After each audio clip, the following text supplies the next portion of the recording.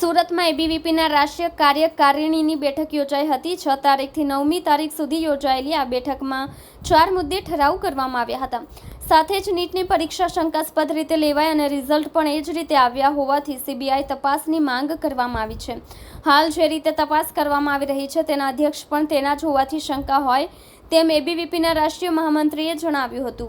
Press કોન્ફરન્સને સંબોધતા એબીવીપીના યાજ્ઞવલ્ક્ય શુક્લએ કહ્યું કે દેશમાં પ્રથમ વખત જ સુરતમાં રાષ્ટ્રીય કાર્યકારિણીની બેઠક યોજાઈ હતી। આ બેઠકમાં 4 અલગ અલગ મુદ્દાઓ પર વિગતે ચર્ચા કરવામાં આવી હતી।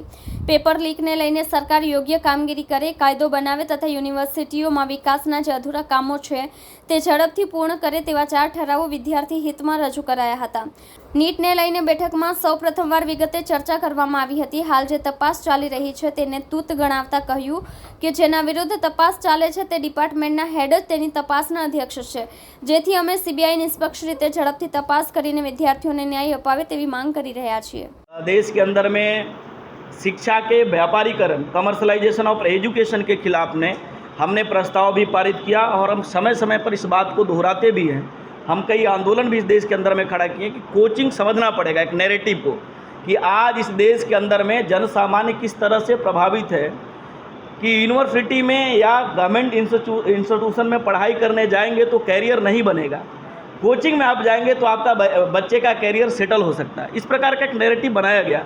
इसके पीछे मैं बिना लाग लपेट का इस बात का उल्लेख कर सकता हूं कि एक बहुत बड़ा इकोसिस्टम स्थापित किया गया है कोचिंग के बिजनेस को इस्टेब्लिश करने के लिए। इसलिए समाज के अंदर में इसमें चर्चा होनी चाहिए कोचिंग कितना लेना और कोचिंग का व्यापारीकरण के लिए है या शिक्षा के गुणवत्ता के लिए है। इसलिए एबीवीपी कमर्शलाइजेशन के ऊपर बात रखी है और आज जिस प्रकार से कोटा की घटनाएं, जिस प्रकार से बड़ी संख्या में स्टूडेंट दबाव में आकर के कोचिंग के प्रभाव में आकर के सुसाइड की घटनाएं बढ़ी है, चिंताजनक है। इसलिए कोचिंग संचालकों को भी विचार करना पड़ेगा कि आज आपके बारे में भी समाज के अंदर में धारणाएं ठीक नहीं बन रही है।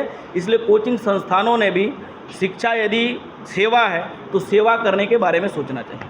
तो આપણે બધા આજે મળ્યા છીએ તો રાષ્ટ્રીય કારોબારી બેઠક જે સુરતમાં સર્વપ્રથમ વખત આયોજન જેનું થયું છે તો એના માટે આપણે ગુજરાતમાં એક હર્ષો ઉલ્લાસનો માહોલ હતો કે વિદ્યાર્થી પરિષદની આવડી મોટી રાષ્ટ્રીય કારોબારી બેઠક 6, 7, 8, 9 જૂનના રોજ આપણા સુરત ખાતે ડાયમંડ સિટી જેને કહેવામાં આવે છે તો એવી જગ્યામાં આયોજન કરવામાં આવ્યું।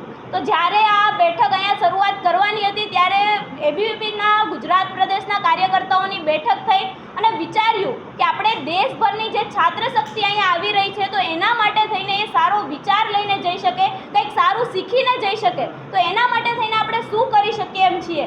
તો ત્યારે વિદ્યાર્થીઓમાંથી ઘણા બધા નવા એવા આઈડિયાઝ સામે આવ્યા કે સૌથી પહેલો આઈડિયા હતો કે આપણે 0% પ્લાસ્ટિક વેસ્ટ, આપણે કોઈ પણ વસ્તુની અંદર પ્લાસ્ટિકનો ઉપયોગ નહીં કરીએ અને પ્લાસ્ટિક ફ્રી એનઈસી આખી બનાવવામાં આવી।